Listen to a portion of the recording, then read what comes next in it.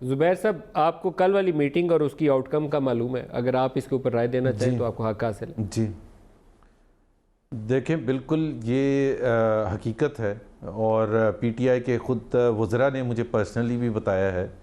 कि वज़ीर आज़म ने हिदायत जारी की दोनों चीज़ें, एक तो प्रोटेक्शन ऑर्डर ना जारी करने के और दूसरे ये कि इनको बोलने नहीं देना। सो वज़ीर, इन्होंने कहा दो राय थी, उसमें हम तो सबसे ज़्यादा काउंट करती है इमरान खान साहब की राय, और इमरान खान साहब की राय ये थी कि जी इनको बोलने नहीं देना, और दूसरी चीज़ ये है कि जी प्रोटेक्शन ऑर्डर। और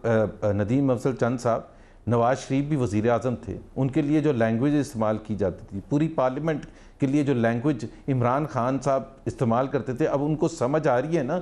कि क्या होता है जब आप तो पार्लियामेंट का घेराव कर रहे थे, आपने तो पार्लियामेंट के अंदर छलांगे मार दी थी, पूरी रात वहाँ आपके बंदे लेट गए थे आके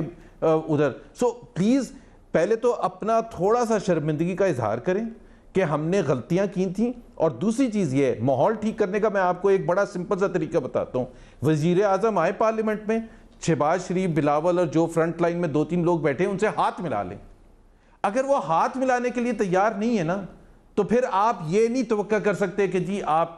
वो कहते हैं हम चोरों डाकुओं से हाथ नहीं मिलाएंगे, और फिर कह रहे हैं कि जी पाकिस्तान में तरक्की क्यों रुक गई है, पाकिस्तान में तबाही क्यों हो गई है, पाकिस्तान की मईशत तबाह क्यों हो गई है। भाई आप मोदी को तो लेटर पे लेटर लिखते हैं, टेलीफोन पे टेलीफोन करते हैं, और वो आपको जवाब तक नहीं देता। और यहां आप कह रहे हैं कि जहां आप आके वहां 1 फुट दूर बैठे लीडर ऑफ द ऑपोजिशन, उससे हाथ मिलाना गवारा नहीं है।